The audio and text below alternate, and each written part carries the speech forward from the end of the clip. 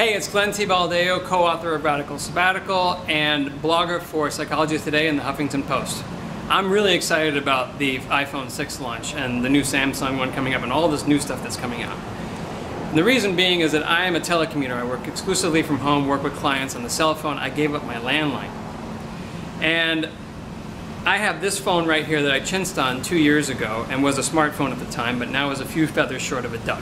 So I'm really excited about this. But what I'm excited about a little bit though is I actually am excited about what this phone here made me rediscover in me that I left behind a long time ago when we finished our Radical Sabbatical. See, I was a natural born complainer. And what I want to explain to you today are the virtues of complaining, the 5 virtues of complaining. So remember, I'm natural born.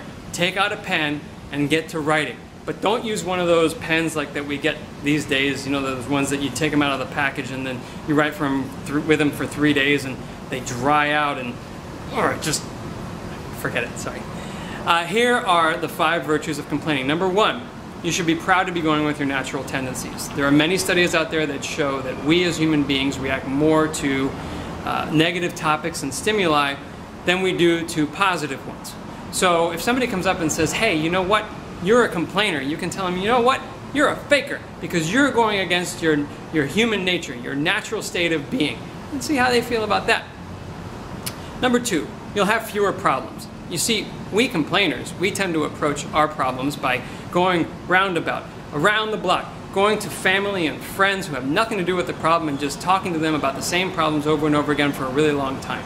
And we get to revisit and deeply understand the same problems for months and years. You see, these people who actually are optimistic and don't complain, they nip it right in the butt. They go to the source of the problem and they take care of it. So think about going to an experience and then encountering its problems and then solving those problems and going to a new, more challenging, exciting experience and solving those problems and then going to, you see what I mean? How complicated that is? Who needs that? Number 3. You'll be a thought leader. Because of the negative bias that I mentioned before, you can go into a room at any moment in time with a bunch of people and you can complain a little bit, have a negative attitude, take all the air out of that room. Can you imagine the power?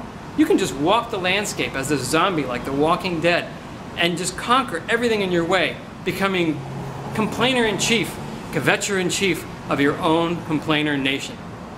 Number 4, now stick with me here. I would be remiss if I didn't mention that it's almost Christmas and you got some work to do, so go fast. You will have fewer people around you who send greeting cards because complainers don't send greeting cards. Think of all the time you'll save by not sending greeting cards, and if somebody sends you one, you can have some pre-printed that say, thank you for your card, but in honesty, when you send me your cards, I only send you another one because I don't want to look like a schmuck. They'll never send you one again. And you know what? You'll have more time to not wrap presents. Number 5, you tell them reading a cue card. Speaking of reading cue cards, you can claim brain damage.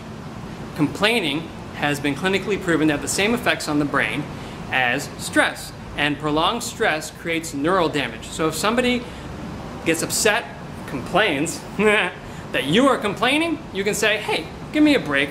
I got brain damage. Give a guy with brain damage a break, will you? And then you can tell them that the secondhand effects of stress and complaining are greater. They're like smoke. They're greater to the recipient than the person conveying it. So you can tell them, hey, you know what? You have greater brain damage than I do, so you have a pretty flimsy pulpit that you're standing on there, bucko. So you can thank me later. Those are the 5 virtues of complaining. I hope you enjoyed them. If you have comments, please leave them on the blog below this. Actually, don't do that because then I'm going to have to read them and get back to you. Now, yeah, forget it. Take care.